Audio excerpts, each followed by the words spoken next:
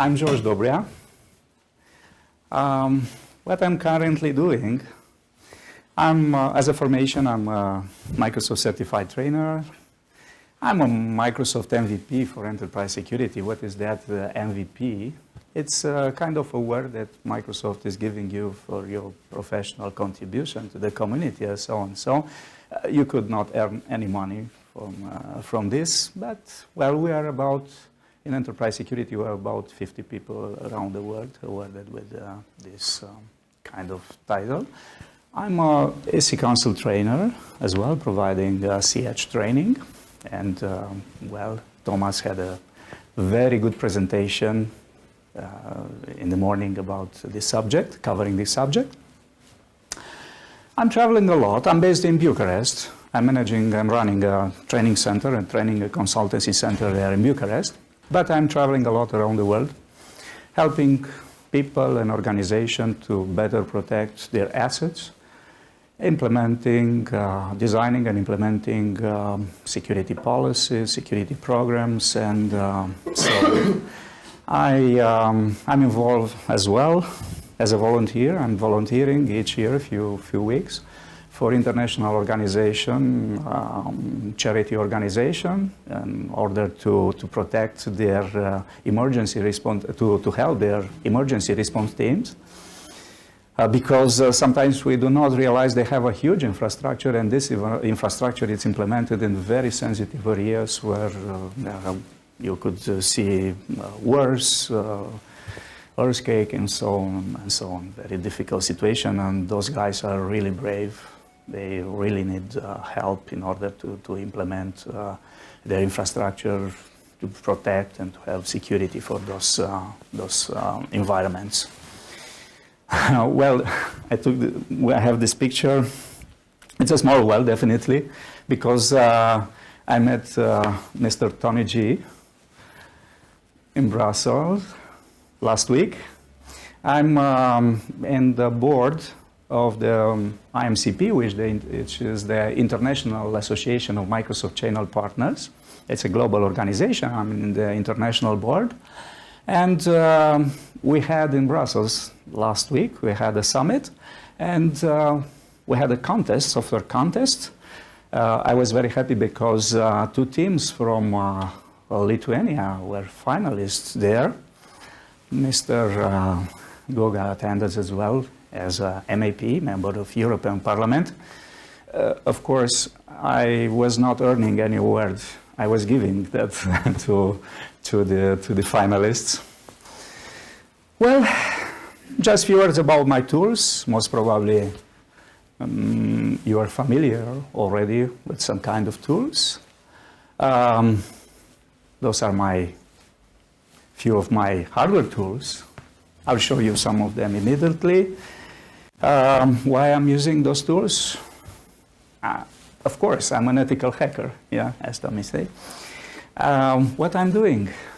Basically, I'm helping organizations in order to realize and to implement security, not only in a traditional way, using technology, because in some areas, and my presentation will show you this, you could not rely on technology, especially if you're talking about social engineering, for example. I'm proposing you a 10 minutes workshop about social engineering, yeah? In order maybe to change something in the mind in approaching the security issues in an organization. So sometimes you could not expect that technology could help you. Well, what about the business landscape today? Cybercrime. There are two kinds of companies today. Yeah, this is a joke, but it's real. There are two kinds of companies. Some of them, they do realize they've been already hacked. Other companies, they do not realize they've been hacked already. Yeah, this is a kind of mature approach. Yeah, to switch the security approach in an organization, to shift the focus not from if to when will be attacked. And the most important way to content the attacks is there to reduce the surface attack. Yeah, we're going to cover this a bit in our presentation. If you're looking at the business landscape, here it's a recent Bloomberg report. We are analyzing, everybody is very familiar with business process in any organization, and one of the most important business processes is that supply chain. Yeah? And if you are looking at the actual landscape, which is the most important threat in order to, let's say, disrupt the supply chain management, it's perceived as IT telecom outage. I mean, if your network is down, or phone network, and so the business cannot continue, basically. Second, it's weather. Yeah, you know very well probably because the weather in Lithuania is very special. So we have snow, we have rain, we have sun. Okay, so this is the actual perception, the threats, the main threats. It will change its landscape for the next years. Probably yes, because this report is showing the cyber attack is perceived as the main threat for your supply chain management in an organization. So probably you have to change something in the mind of business people in an organization. Well, if we're looking at the threats, emerging threat landscape, according to the European Agency for Network and Information Security, well, those lists describing the most important threats we faced last year. Cyber physical system, what is this? All those systems controlled by computers. I mean, water supply, power, energy, transportation. Basically, everything in our environment is controlled by computer. So this was in the first place. We're going to cover a bit the discussion about this. Mobile computing, yeah, bring your own device. Cloud computing, yeah, security, well, not anytime threats, security fears about cloud computing, which is delaying the adoption of cloud services. Trust infrastructure, I mean the infrastructure that allows you certificates, protection, data protection, authorization, authentication, and so on. Big data, yeah. Target attack, it's one of the most well-known. Internet of Things, yeah, interconnected devices and so on. It is changing this landscape for the next year. Okay, here I have a Cisco report about the top product category exploited. So TLS, you know about Heartbleed and so Heartbleed attack, so TLS, it's just 2%, but it was a very high sign. SCADA systems, content management systems, yeah, 11%. Application, of course, application. Yeah, well, application because we're using web applications, browsers with locking security, and so on, so on. This is application field, and the very well represented. It's infrastructure. Infrastructure issues, 41%. Well, this is a very realistic, I think it's a very honest study showing this landscape. What about the security threats for this year, maybe next year? It's changing something? Well, probably. Some considerations. First of all, there are some mitigations in traditional systems. For example, operating systems. So maybe Windows 8 or Windows 10 better protected than, or protecting you comparing with Windows Vista, Windows 7, or even XP. Yeah, I have no idea if you're still relying on Windows XP in the country, which is the percentage of the computers still using Windows XP. Because in my country, about 30%. Unfortunately, all public administration. It was a huge scandal about buying licenses. So any process of buying licenses in public sector, it's now blocked, and they're still relying on Windows XP. It is a major threat to national security. We have to admit this. Yeah. So it's very difficult. It's more difficult for attackers to exploit the traditional ways. They're moving maybe to other ways. I mean, for example, social engineering. That might be an easier way for them. We're going to discuss about this, I did promise you. Well, rootkit bot capabilities, for example, changing from BIOS to UEFI for most our system, it's bringing new capabilities for the hackers, yeah, bringing new exploits. Or, for example, lack of knowledge in terms of IT security skills regarding IP version 6 implementation, which is true. Yeah. Anybody is very familiar in the IT landscape. It's very familiar with IP version 4. But very few people having the corresponding level of knowledge, very well skilled in IP version 6, yeah, especially in IP version 6 security. And there were some exploits that they're using this lack of knowledge, basically. Well, new threats, new kind of threats that you couldn't see before, yeah? For example, you know, probably this is a research from an Israeli institute, university. Yeah, it's a proof of concept. Yeah, how to steal data using a phone which is not connected to the computer. Yeah, they did use because on any phone you do have the FM radio. This is true.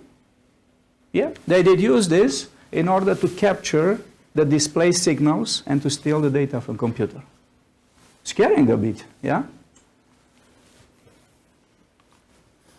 Or another very sensitive subject, cloud services, for example.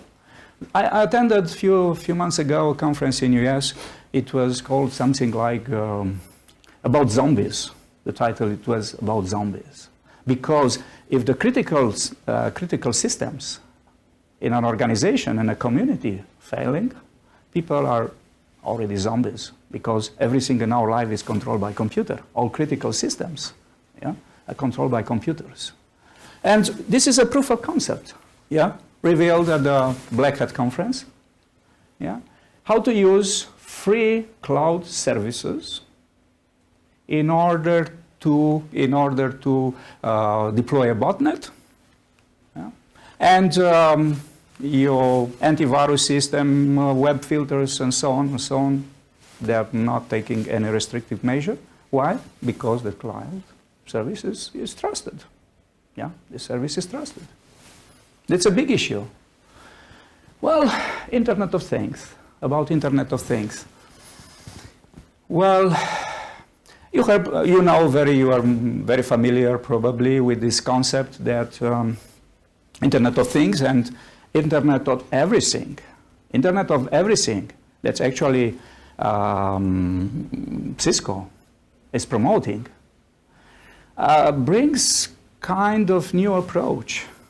Internet of Everything means, okay, we do have a lot of Internet of Things devices, yeah, about few billions, expected to have, by the end of this decade, to have no less than 50 billion of devices connected to the internet.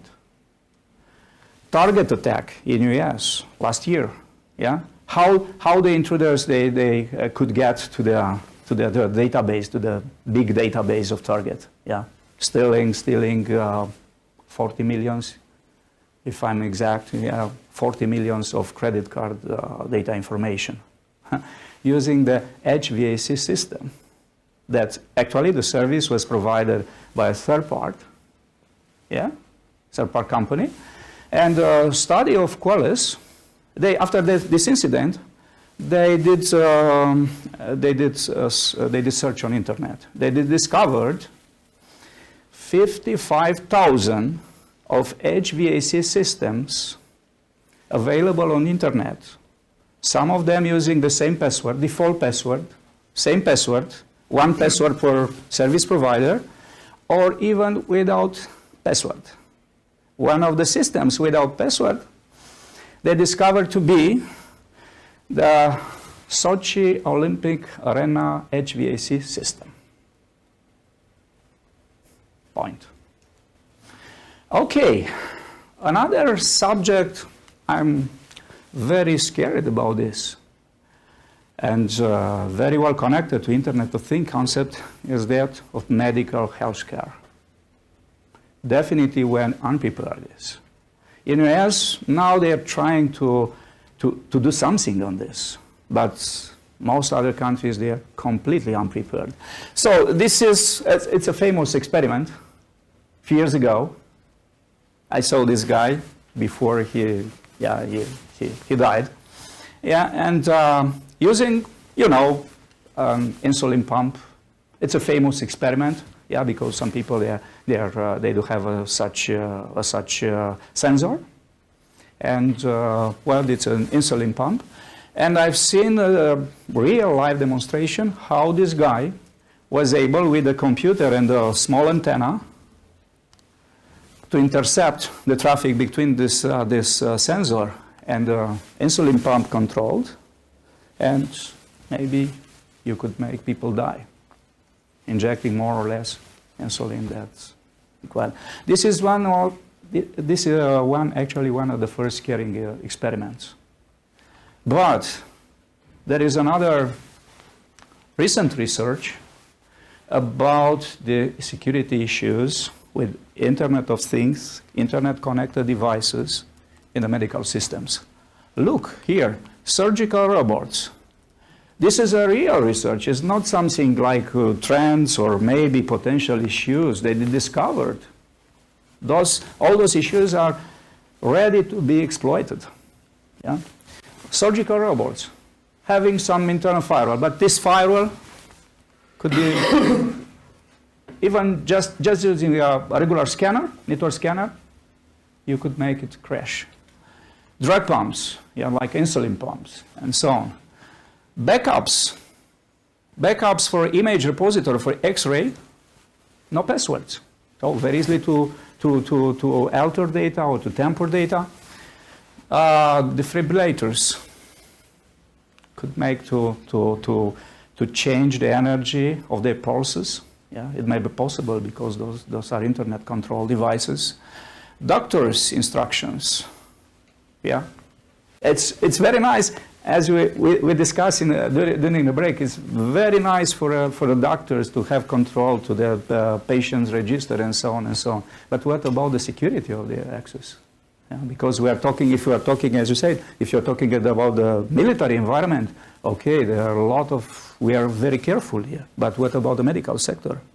And regular doctors, family doctors, and so they are not preparing to implement any security measure on this. Turn off the blood fridge, crash life support equipment, reset to factory default, or even change the computer tomography scanner parameters in order to increase to over irradiate the patients. It's scaring a bit? I think yes. I think yes. And this is a real landscape. Yeah, they're not a fiction. Well, mobile, other platforms in the Internet of Things. You know this? 1 year ago in London, they installed such intelligent dustbin, yeah? Not only collecting garbage, but having some displays showing some advertisements, but in the same time, tracking the information about the mobile devices around.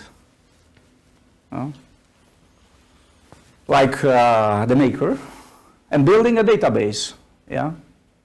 The model, which model, and as well, look, the ID, MAC ID. Why they implement it? They had for a few months, they had a such system for, for a few months. Few hundred of such recycle bin implemented in, intelligent recycle bin implemented in London. They didn't move because they had a lot of protests. And the reason of removing, the reason of implementing such intelligent system, very expensive in my opinion, yeah, it was that to track the time people are spending reading the advertisement on those displays, yeah, like marketing study tracking and so on. But who has access to the database basically could track your itinerary in London and could spy you very easily. Well, SCADA systems, for example. Look, usually those industrial control systems typically 10 years or more behind the computers controlling those systems. So this is the real threat. Those systems, they were not designed to be connected to the internet. They were not designed with security on mind, different operating system. As long as they are not connected to the internet, they're doing well, no problem. But we want to have everything connected to the internet. This is the real landscape right now. No authentication, no encryption, no integrity checking mechanism. Yeah? Look at this example in Israel. And the guys from Israel, they're not beginners in terms of security. They had this issue. A Trojan infected the control system on this important cross in Haifa, highway cross in Haifa. The result, it was 20 minutes lockdown one day. They tried to fix the issue, and the result, it was next day's 8 hours traffic jam. How dangerous could be this? Discussing about cars, look at this. Maybe cars, they are not yet connected. Oh, come on. But, yeah, you're right. BMW and Ericsson. Yes. Look, how difficult is to control the steering wheel and brakes and so on. Now we can control lights and door and so on using an iPhone or so. But how difficult it will be to control steering wheel? So it's scaring, yeah. This is the environment we have to be familiar with. We have to work with to do something. Another trend, encryption. It's good because all devices are basically encrypted right now. Phones, computers, everything is encrypted using UEFI and encryption, which is good. But in the same time, it's not very easy for, not everybody is happy with this. For example, government agencies, they are not very happy because everything gets encrypted. This is good or bad? That depends. It's a long discussion. We don't have time for this. But it's reducing the opportunity to monitor the traffic, even inside your company. Yeah? You could not anymore filter the traffic as you did before when the traffic was not encrypted. Yeah? We do have this. Well, look at this as well, OpenSSL. Yeah? Devices connected to the internet using OpenSSL. OpenSSL version, you know, it was a big issue. Anybody who even not involved in IT, they have information about this. But the study of Cisco, yeah, it's an official study. 56 other devices, they did use OpenSSL versions, more than completely unpatched, of course. Yeah, this is the real landscape. Well, what about regulation? You know, at the European Union level, they are working hard to implement the network information security regulations and so on. It's not very easy.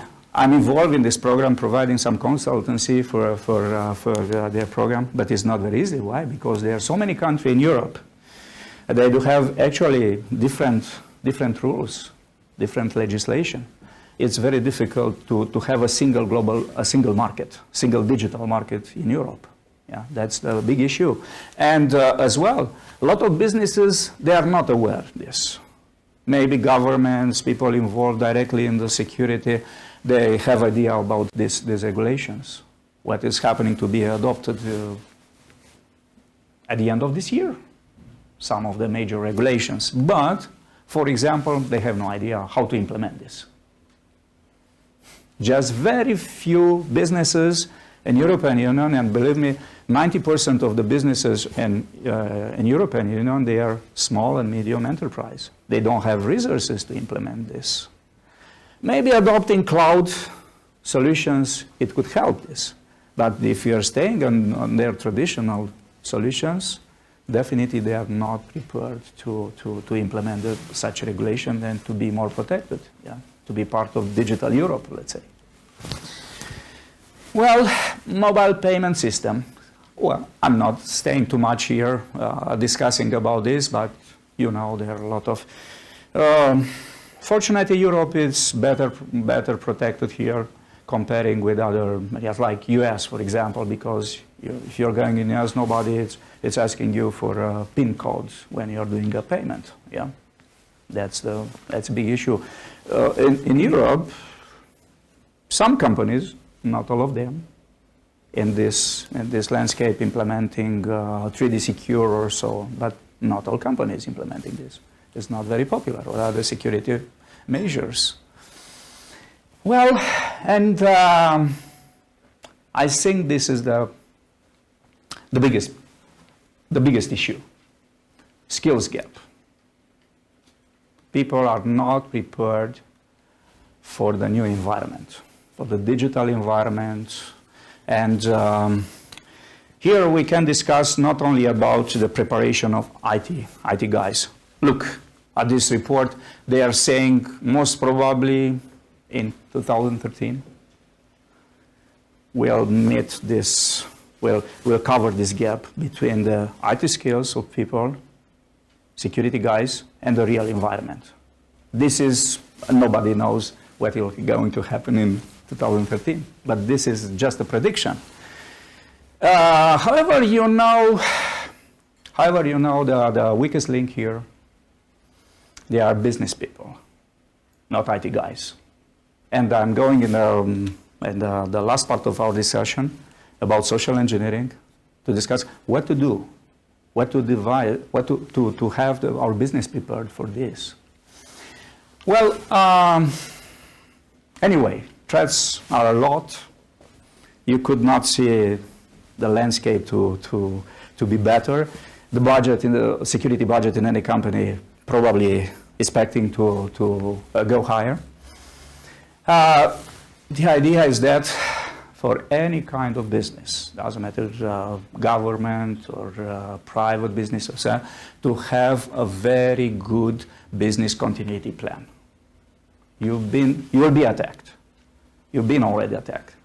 How efficient is your business continuity plan? That's the issue, because the business with security issue or without, your business should go, yeah, should continue. Another thing I want to stress a bit in our conversation, it's about the security assessment.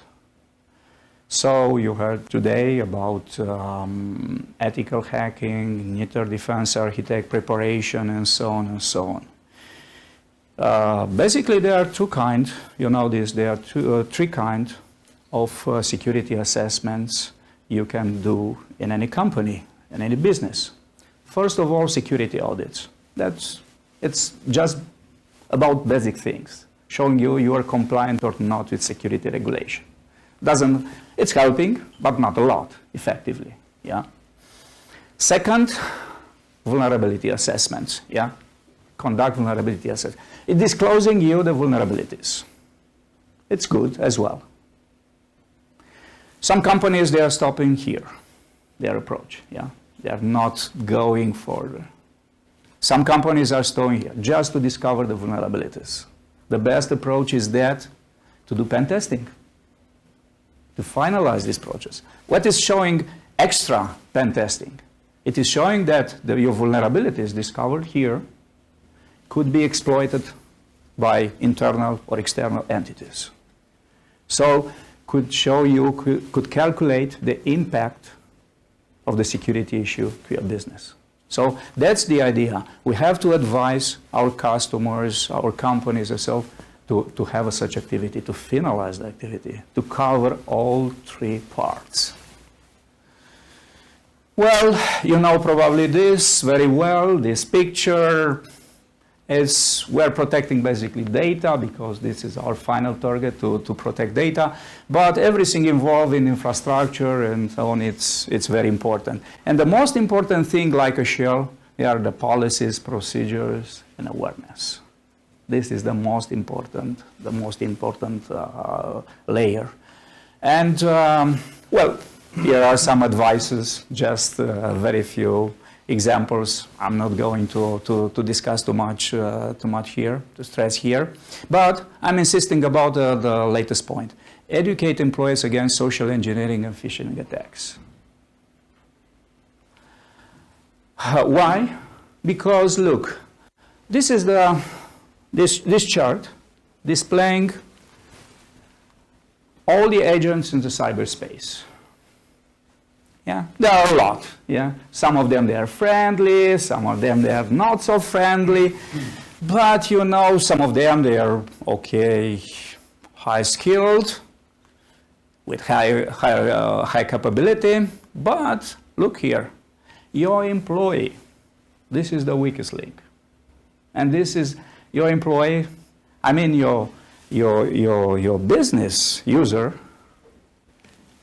It's a very, very important part in this chart, educating the employees, your employees. Of course, they are internal, medium to low, usually low, very low skilled. However, they are manipulating the most sensitive data in the organization, using emails, using their laptops, using USB sticks, and so on and so on. And the technology could not help you too much here in order to protect your assets. Doesn't matter how much you are spending. For example, anybody in the business landscape has a such question. Why, for example, JP Morgan, they have 1,000 security professionals only for security. Yeah, hired only for security. 1,000, just one company, JP Morgan, okay, it's a huge company. They have their budget, security budget, it's about 200 millions US dollars per year. How it was possible to be attacked a few months ago in a such way? Yeah. Hackers were stealing the information from a database with no less than 70 million of US householder, all records, phones, email addresses, address, personal record, basically. Well, they did announce that the credit card information were not compromised, but okay, this is not just the official announcement. Yeah, that's the issue. Why technology is not helping in a such situation? Because of this. Look this guy. This guy is the weakest link in our environment. Yeah. Well, you know something about social engineering. There are two kinds of social engineering attack. So computer-based, technology-based, and non-technological based. Yeah. Which ones are most dangerous? Both of them. Yeah, you could not differentiate. Let's go just a bit to cover today something about the technology-based, like, okay, spam email, hoax letters, and pop-up windows, chain letters, and so on. I think we still have 10 minutes for a very short social engineering workshop. What is the target for this? Well, you are security professionals, yeah, it's not for you.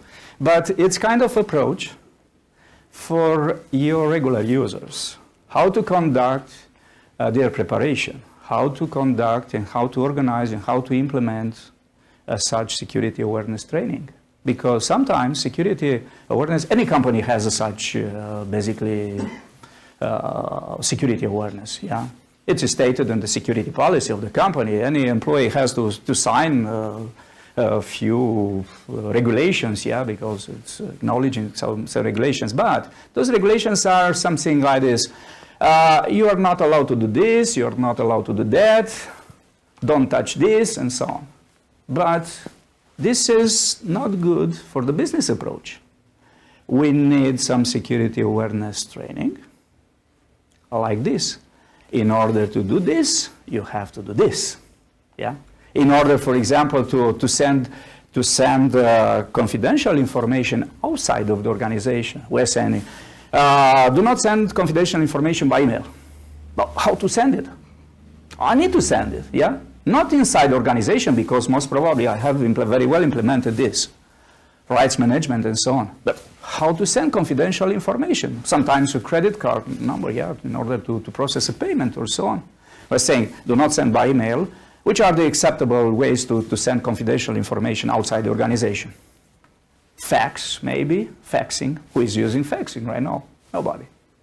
Or just communicate by phone, which is not, it's acceptable, but not very good idea, because somebody at the other end, yeah, should write the information you are passing by phone. Yeah, this is still dangerous enough. And how to do this? Yeah, what you are advising. I'm just giving you a very small example. Yeah, just a very small example how you could, sorry, it's not my computer, it's this one. Go to, maybe you know this, this tool. It's about, yeah. Did you heard about, let me choose, Logbin? Yeah. Logbin. It's just a tool. It's not the best tool, yeah? You could have some complaints as a security professional. You could have some complaints. Yeah, this is not very good because of this, because of that. But it's very easy for a user. There is no subscription here. They do have they do have some professional versions, so you have to pay the subscription or something like that. Really? Oh, sorry. Yeah, now it's better, I think. Yeah. Yeah. Sorry for the issue. Yeah, thank you. So, if you want to send a confidential email to somebody, you are connected using a secure connection to a server. Maybe this one is a trusted entity because they have all certifications and so acknowledgement. Okay, you can just send an email. You have to provide a password and communicate the password to the end of the final communication. Well, how difficult it is to implement this? It's very easy. Yeah, but you have to instruct your people to do this. It's just maybe not using this tool. There are few other tools, yeah, available online and so on and so on. But you have to instruct people to how to do this, to provide them a solution. Yeah. Well, going back to our presentation, what about phishing? Well, anybody knows what is this, and how people are reacting in your organization, regular people I mean, if they do receive a such pop-up window. They are ready to fill the information. Yes or not, maybe. Yeah. Different opinions here, I know. Anybody could say, okay, but this is old stuff, yeah, phishing. And nobody know who is still vulnerable to phishing. Nobody is answering to the Nigerian letter and so on. So right now, however, look, the statistic. It's in January, yeah, for the Internet Crime Compliance Center, ICT True. Look.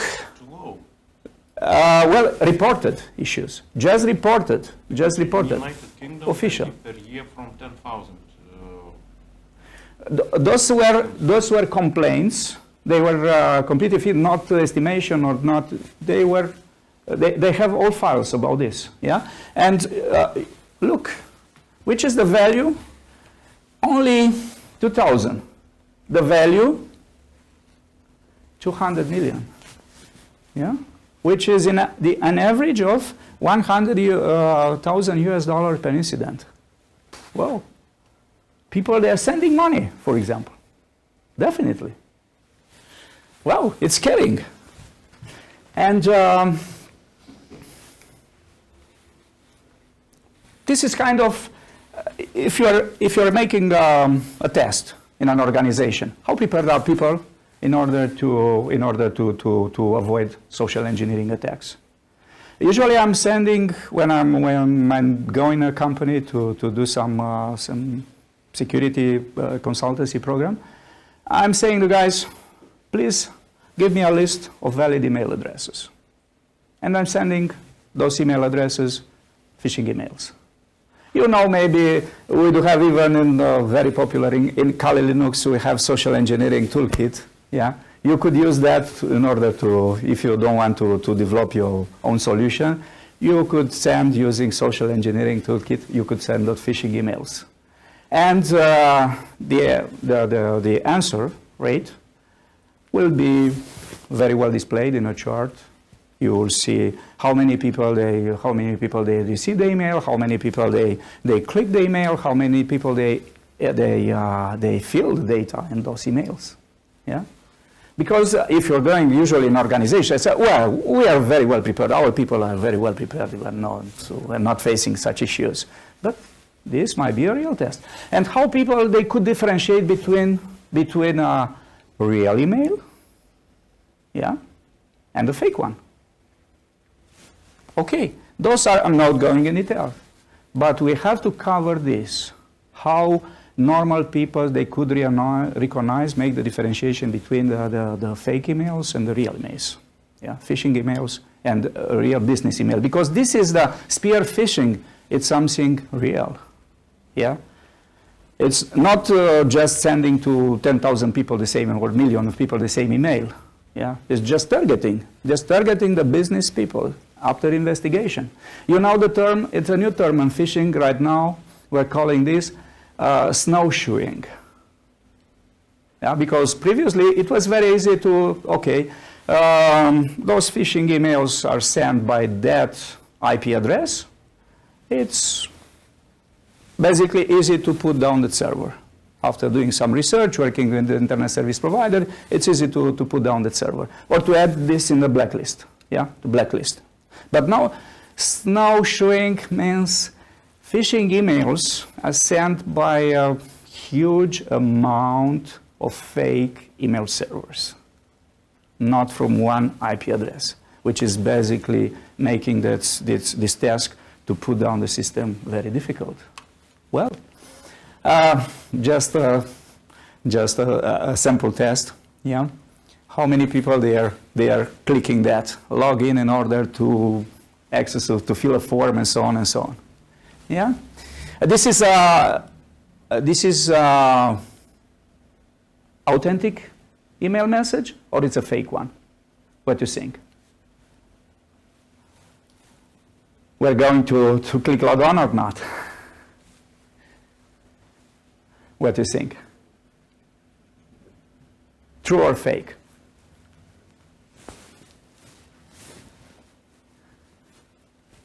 Opinions?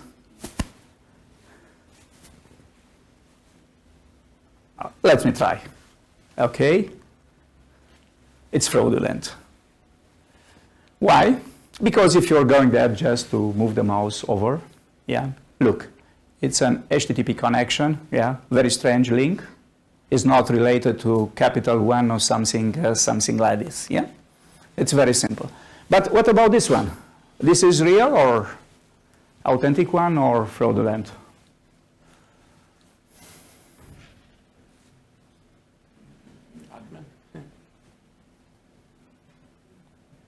Yeah, the link, look at the link. Open the format and stuff. Need to see the source of the image. Well, most probably it's fraudulent. It was not addressed directly to you. Oh, okay. Yeah. There is an indication they know your account information because it's targeting you, but they not prove they know something about your identity or something like that. Yeah. What about this one? Real or fraudulent? Authentic or fraudulent?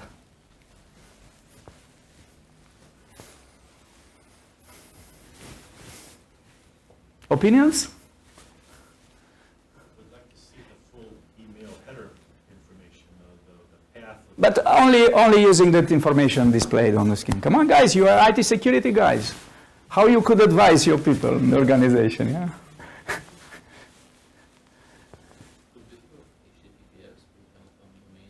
Yeah, I think right, you're right, yeah? It might be true, yeah? Because, look, it's addressed to you. Of course, there is no guarantee here, but it seems to be more authentic than others. You have to check after, yeah? Okay, there is an HTTPS connection, so most probably that page is, yeah. Okay, what about this?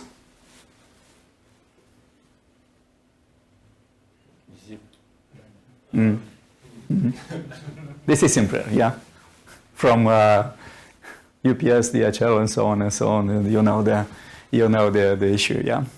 It's if you are looking inside, they're in an exe, usually an exe file, installing a Trojan on your computer, and so on. CryptoLocker case.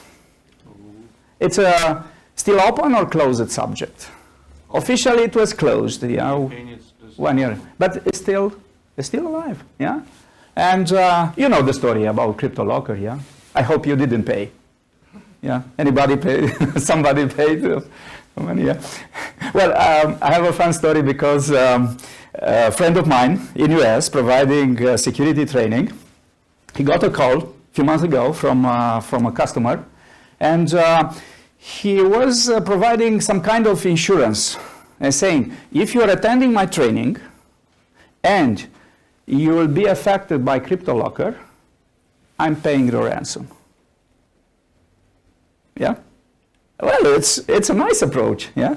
And he told me, I was called by a customer and say, look, man, we got attacked. We attended your training. Yeah? And what to do, because it was stated in our agreement, you are taking the risk. I mean, you want to pay this because we got infected 3 days ago. All our servers, they're encrypted. We have a good backup. However, in order to decrypt the files, it will take 2 days, we count. Maybe if you are paying the ransom for us, it was about $500 or something like that, we can do this process easier. I mean, decryption may be faster than comparing with the regular backup, the restore we have to do. Because we do have backup, but we don't want to go restore. It's a fun story. And I asked, what you did? I did pay. Yeah, I did pay. It was a promise for me. I have to keep the promise. Well, it is nice. But this issue is not only about the CryptoLocker. I got this email, and in my company, okay, I got this email. Well, now I think in January, yeah, somewhere from Sweden. I have the file here. Usually, I got the email because the antivirus is not protecting me. Yeah. What about the antivirus? Because the first question from customers in such security awareness training is that, which is the best antivirus I have to buy? Which is, well, okay, it's a stupid approach for us, but for them, that makes sense, yeah? They want to buy an antivirus, and they need some advice. And they're very disappointed learning from you that antivirus basically is not protecting them at all.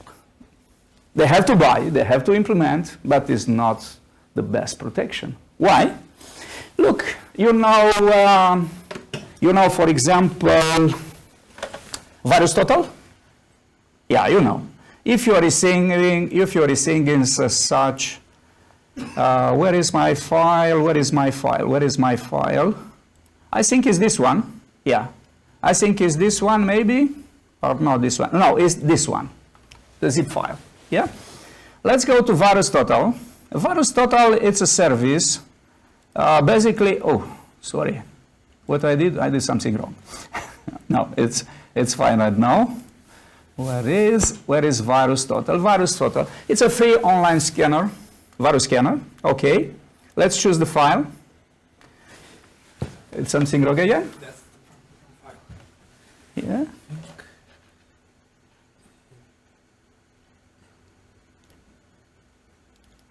Okay, I have to, yeah, this one. Yeah, thank you. Okay. I have to, I'm adding this file. Let's scan. Okay, it takes some time. After that, I will show you the reports in two separate moments. Okay, there's all view list analyzers.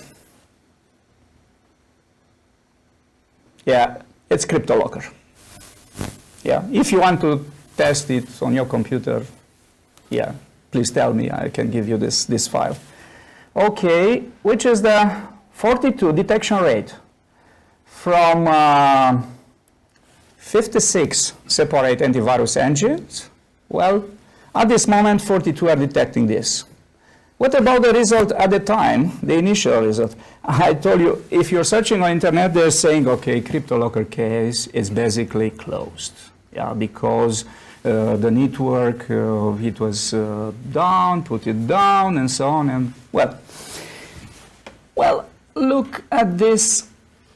Look at the result. In January, 29th of January, only 16 antiviruses engines, they were able to detect it. Which one to buy? Look, if you are analyzing now, the result is different, 42. Look, they are still, the difference is about 15 commercial antivirus engine. They are still not detected CryptoLocker. Why to buy those antiviruses? And in January, even the case of CryptoLocker, it was officially closed because they put down that Zeus network. Yeah, it was still only 12 or 16 providers, yeah, virus providers, antivirus providers, they were able to detect it. Scaring a bit. Why to spend so much money on antivirus products? Make no sense for this. Yeah. Even I think a guy from Symantec, after they did fire him in last year, he told, to be honest to the customers, okay, we're detecting only 42% of the major attacks. Yeah, Symantec, not a small company. Well, another kind of subject. Just few minutes for a very short presentation. Let's analyze a scenario. You are hiring me in order to provide some pen testing services, yeah? And pen testing service is mandatory having social engineering test. Okay. In the morning at 8 a.m., I'm wearing, well, let's say a uniform, a nice uniform from the electricity company or plumbing and so on and so on, carrying a heavy tools case, and trying to enter the company and say, I'm from the electricity, I have to check the power supply or something, please show me okay, I want to go. What is that? Is the server rooms, I have to check it, yeah, as well. Well, which is the success rate for this? That depends. That depends. Higher or lower, depends on how the security, physical security measures are implementing in the companies. Most probably in half of the situations that guy is going in. Yeah, you've seen even in White House and so on, and the sensitive government agency in the US is possible to enter using such kind of schemes. Okay, number two, plan B, I mean. If you are not allowed to enter the company, the plan B, you know what is this? Well, a memory stick, yeah. I'm just printing a label with confidential or secret, and I'm spreading somewhere in the reception area. maybe 10 or something. You know the success rate? It's incredibly high. In few minutes, you could see on your command and control center, you could see the answer from the devices, yeah, as they're searching. And okay, that depends which payload you're loading on that memory stick. This might be a real scenario? Yes, it might be. The success rate? It could not so high. Why? Because of technology. Now, for example, autorun, it's protecting, yeah. Autorun, and maybe you're even disabling the USB port in the computer, yeah. It's possible to do this using Windows 8, Windows 7, in the group policy not to allow to read or write on removable device. Okay, what to do with this? You do have a plan C? Yes, maybe. You know what is this? It's my rubber ducky. Yeah, the computer probably is protected. Let's see. Protected or not? Even if you are blocking USB device, disable autorun, my script is running. So I have here a very inoffensive script. I don't want to be, arrested in your country for doing illegal things and so on and so on. It's just writing hello world. How is possible this? If I'm looking at the device manager on the computer, this very small device and apparently inoffensive device, you could not see it as a memory, additional memory. How you could see this? It's a keyboard. Yeah, no protection. It's blocking this. Yeah, you could not see an additional drive. You could see just a keyboard. Yeah, how much is costing this? Well, it's about 30 euros, 40 euros, or something like that. I bought it from the United States.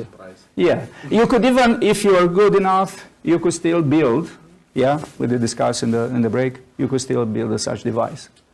How expensive is such attack for a confidential an organization when buy 10 of these devices and it will be your cheapest way. And unfortunately, basically there is no way to avoid this.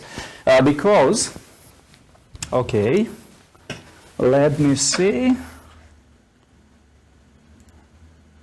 Okay. Well, look, this is just an example. You could download from internet. There are a lot of scripts already made. You don't have to be a developer, a programmer in order to launch such attack. This script, you could just copy. It's downloading Mimikatz and stealing the credentials of all users on your computer, right? It could be dangerous?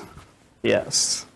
Just look on the internet for scripts, such scripts, you'll be a bit scared how inventive are a lot of guys on this. And it's very cheap, yeah?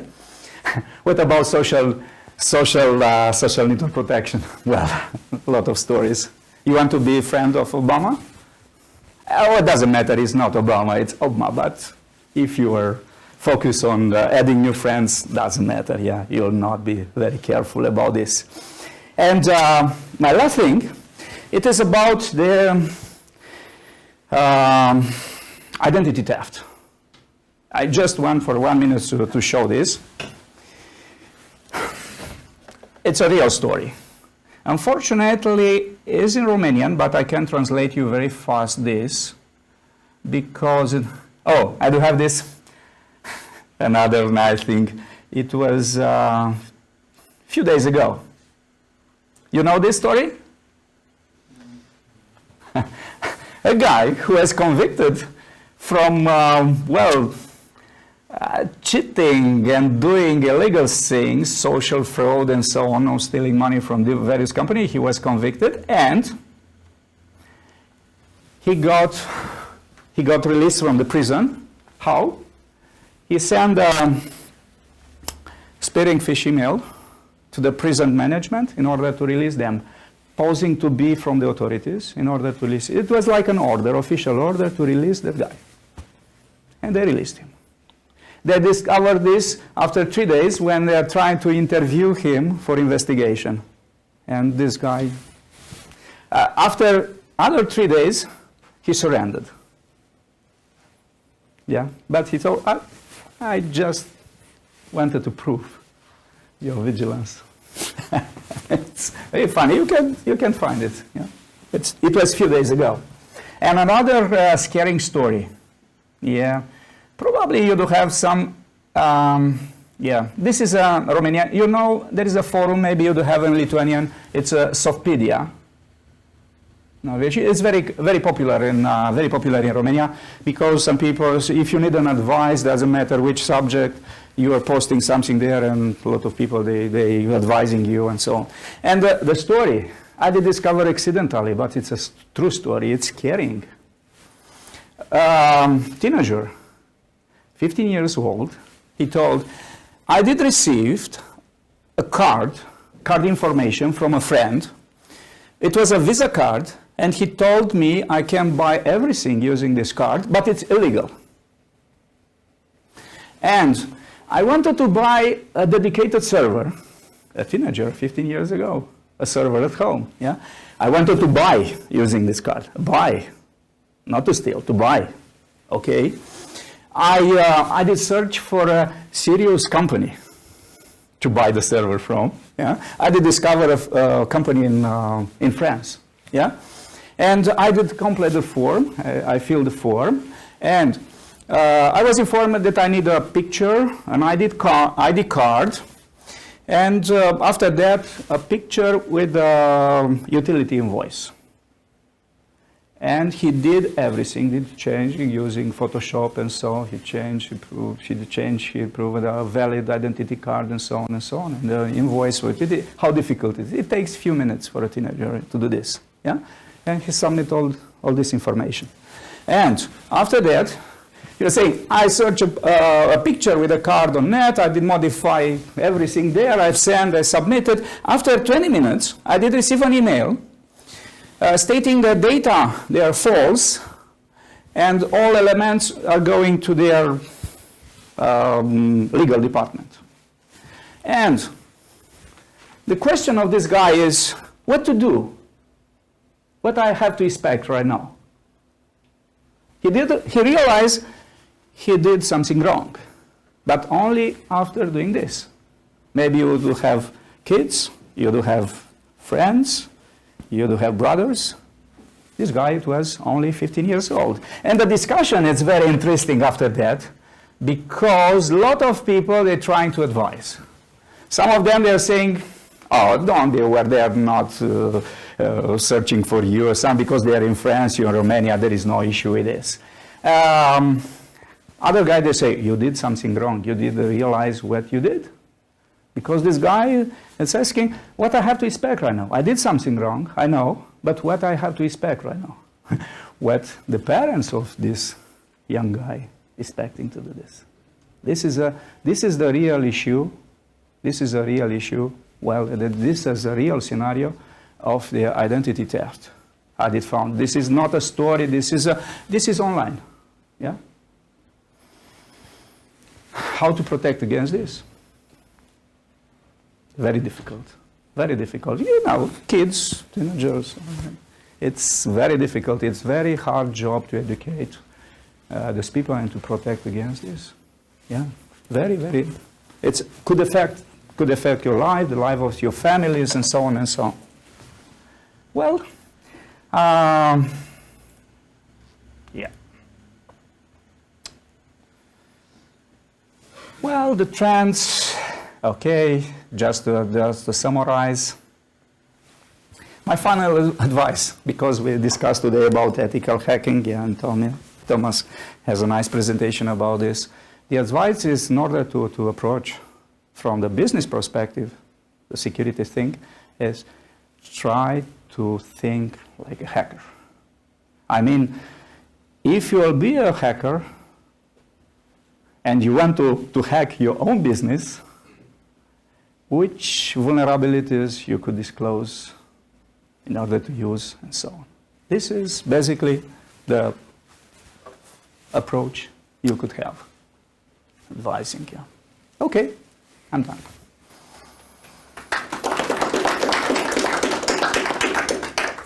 Hachu? Excellent presentation. I think you can rival Mikko Hyppönen as a TED Talk speaker. I highly recommend getting into that. You explained many things very, very well, and this lack of awareness, and I was very taken with your, one of the threats was the lack of skills. The lack of skills is considered a threat. And I really like the example you used of the Carmel Tunnel in Israel. Last year, there was a delegation from Israel that made a presentation at our government, and I spoke to them about this tunnel issue. And there's some interesting twists to this story, which I would think everyone would find interesting, and it bears on Lithuania as well. Was not only the video camera system was affected, but the fire control system and the ventilation control system was affected in a 6-kilometer-long tunnel leading to the third largest city in Israel, which is the seaport of Haifa. Now, talking about the lack of skills, and was very fortunate in the case of Israel, there was no national CERT that had the skills to go in and find out what's wrong with the fire control system at a 6-kilometer-long tunnel. If it was a Windows Server or a Cisco or a Linux, yes, the national CERT had the skills level. But these people had no idea of what the operating system is. Maybe there's a Windows computer controlling, but the operating system is maybe proprietary.